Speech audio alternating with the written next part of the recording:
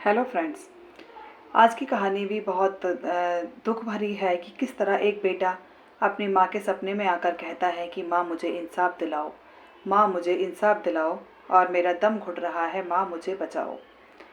तो ये कहानी है हरियाणा के यमुनानगर जिला हुंडई सेक्टर 17। बत्रा परिवार जो कि बहुत खुशहाल परिवार रहता है और उनका प्लाईवुड का बिज़नेस होता है। बहुत अच्छे स्तर पर उनका वहाँ पर बिज़नेस चल रहा होता है।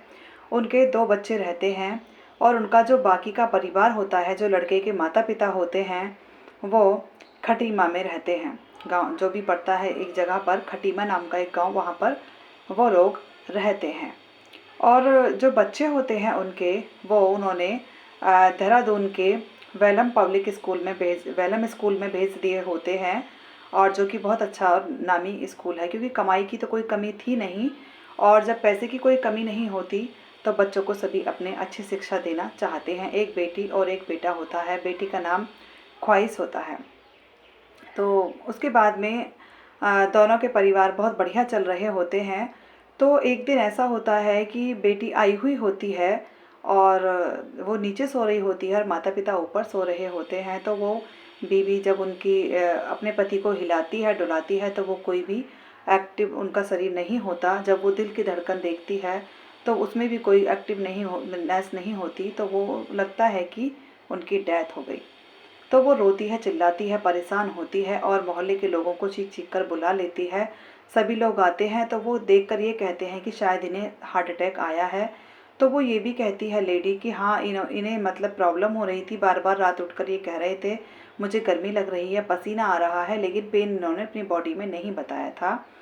लेकिन पता नहीं ये सब कैसे हो गया। मैं भी सो गई थी, अभी मेरी आंखें खुली हैं, तो मैंने इनको जगाया तो ये नहीं उठे। माँ और बेटी खूब चीखती चिल्लाती हैं। तो जो लड़की लेडी होती है, उसका उनके पापा जो होते हैं वो डॉक्टर होते हैं। तो वो उनके हॉस्पिटल में, अपने ही हॉस्पिटल में अपने पति को लेकर जाती है। तो वो उसको मृत घोषित कर देते हैं और पापा भी उसकी बातों को सुनकर ये समझते हैं कि हाँ, सच में ही लड़के को हार्ट अटैक आया है। आनन फानन में खटीमा से उनके माता पिता को बुलाया जाता है और माता पिता के आने के बाद में वो उन्हें ये लगता है कि हाँ, शायद ही बेटे को हार्ट अटैक आया है। इसी तरह से फिर करते करते उसका अंतिम संस्कार लड़के का कर दिया जाता है। लड़के की उम्र मात्र 42 साल होती है। और अंतिम संस्कार के बाद में माता पिता कहते हैं कि बहू अकेली रह गई है, बच्चे भी यहाँ नहीं हैं, तो हम इसके पास में रह जाते हैं। तो माता पिता गांव खटीमा को छोड़कर अपनी बहू के साथ ही रहने लगते हैं। तो बहू अपने बिजनेस को बहुत जल्दी हैंडओवर कर लेती है और सारा बिजनेस 2 महीने के अंदर अंदर ही वो अपने नाम पर कर लेती है। उसे कोई किसी तरह की प्रॉब्लम भी नहीं होती और 2-1 महीने में वो अपने आप को इस तरह शो ऑफ करती है जैसे कुछ हुआ ही नहीं है और उसकी ज़िंदगी बिल्कुल स्मूथली चल रही है। लेकिन जो सास ससुर माँ बाप होते हैं, वो तो बहुत ज़्यादा तकलीफ़ में रहते हैं कि हमारा इकलौता बच्चा था और वो भी चला गया। बहुत ज़्यादा वो परेशान होते हैं। उसके बाद में फिर वो ये देखते हैं कि अब हम क्या करें क्या ना करें। वो रोते बिलखते रहते हैं और एक दूसरे को दिलासा देते रहते हैं। इसी बीच होता है कि माँ के सपने में बेटा आता है और वो ये कहता है, माँ मुझे बचाओ, माँ मुझे बचाओ। वो इस बात को अपने पति से कहती है, 2-4 जो आस पड़ोस के मिलने जुलने वाले होते हैं उनसे भी कहती है, लेकिन वो कुछ भी नहीं कहते। सब कहते हैं कि माँ के लिए तो सदमा लग गया है। लेकिन जब वो अपने पति को कहती है कि देखो, बहू के चाल चलन भी अब पहले जैसे नहीं रहे, ना बैठती है, ना बात करती है, ना हमें कुछ ऐसा दिखाई दे रहा कि कहीं से भी इसे हमारे बेटे के जाने का अफसोस है। तो फिर वो कहते हैं कि हाँ, लग तो ऐसा ही रहा है। उसके बाद में फिर उन्हें बेचैनी सी होने लगती है। माँ कहती है, नहीं, मेरा बेटा को मारा है, मरा नहीं है। वो जिद सी पकड़ कर बैठ जाती है। तो वो ससुर को भी लगता है कि चलो तुम ऐसा कहती हो तो हम तहकीकात कराते हैं। बहू को बिना बताए वो चुपचाप ही जो डिटेक्टिव होते हैं उन्हें हायर कर लेते हैं। डिटेक्टिव को हायर करने के बाद में तो फिर वो उनसे कहते हैं कि ये सब बातें हमारी बहू को ना पता चलें और हमें शक है कि हमारे बेटे को मारा गया है। तो वो बहू के चारों तरफ उनकी कंपनी में, जहाँ पे उसके मतलब माल की सप्लाई होती थी, सभी जगह पर उनके व्यवहार को लेके, आदत को लेके, बीमारी को लेके, सब चीज़ों के बारे में पता की जाती है। इवन बच्चों के स्कूल में भी जाया जाता है, वहाँ बच्चों से भी बातें की जाती हैं, लेकिन उनके हाथ कोई सुराग नहीं लगता। हार थक कर फिर वो पुलिस में एफआईआर भी दर्ज कराते हैं कि हमें शक है कि हमारे बेटे को मारा गया है, तो वो कहते हैं कि शक की बिना पर केस नहीं चलता है, कोई सबूत भी होने चाहिए। तो वो डिटेक्टिव जो होता है वो सबूत जुटाने में लग जाता है। तो वो क्या देखता है कि जो बहू होती है वो कई बार एक आदमी के साथ में पाई जाती है, जो एक जिम का ट्रेनर होता है, जिम का मालिक होता है, उसके साथ में वो बहू उसकी पाई जाती है। अब वो ये देखकर उन्हें लगता है शायद दोस्ती होगी या कोई प्रॉब्लम जब हो जाती है तो कोई ना कोई एक बंदा तो चाहिए होता है कि कोई हेल्प करे।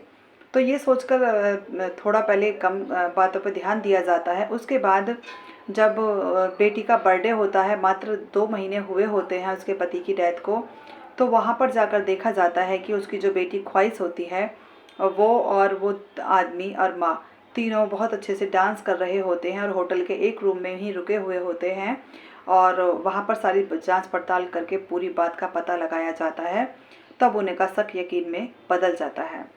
लाकर वो फ़ोटो उसके माँ बाप को दिखाई जाती है, तो वो कहते हैं हाँ यह हमारे बेटे का दोस्त है और इसका हमारे गांव में भी काफ़ी आना जाना था और यहाँ पर भी इसका आना जाना कभी कभी लगा रहता है, आता जाता ये रहता है कि यही तुम्हारी बहू के साथ रहता है।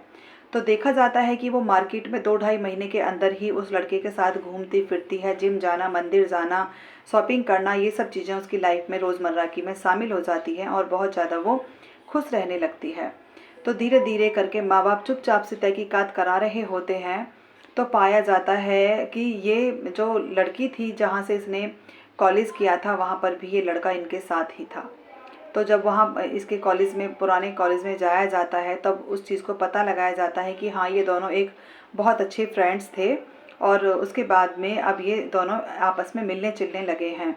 इन सब बातों के चलते पुलिस जब पूरी तरह से तहकीकात करती है तो वो उस लड़के को भी उठा लेती है और उसकी बहू को भी। जब सारी छानबीन पूछताछ की जाती है तो उसमें ये सामने आता है कि दोनों ने उसको, शराब पीने का वो आदी था, कभी कभी रात को, मतलब डेली रात को पिया करता था, तो उसमें वो शराब को पता नहीं क्या क्या उसमें ऐसे केमिकल्स मिला दिए जाते हैं जिनको पीने से उनके आदमी की, पति की डेथ हो जाती है। क्योंकि ये उस दिन तीनों लोग, बेटी ख्वाहिश और माँ और वो तीसरा बंदा भी वहाँ पर रहता है। जब उसको शराब पिलाई जाती है तो वो उस शराब को पीकर बेहोश हो जाता है और उसके बाद में उस लड़के की गर्दन को दबाकर उसको मारा जाता है।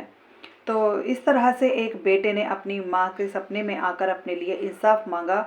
तो फिर उनकी बहू को अरेस्ट कर दिया जाता है। तो वो पोती को भी धारा लगवाकर उसको भी बंद करा देते हैं और फिर पोता ही उनके साथ रह जाता है। इस तरह से ज़िंदगी ख़त्म हो जाती है सभी की। तो पता नहीं, जीवन में ऐसे पहलू को, ऐसी दस्तक देने से पहले ही अपने आप को रोकिए कि कोई भी गुनाह, कोई भी हत्या इस तरह से बिना अनजान व्यक्ति की या मतलब अनजाने में ना हो और अपने परिवार को खुशियों से भर दीजिए। Thank you and have a nice day. अगर कहानी अच्छी लगी तो प्लीज़ मेरे चैनल को लाइक सब्सक्राइब कीजिएगा, कहानी को शेयर कीजिएगा। Thank you. सावधान रहिएगा, सतर्क रहिएगा, गुनाह कभी भी एकदम से दस्तक दे देता है। Thank you and have a nice day.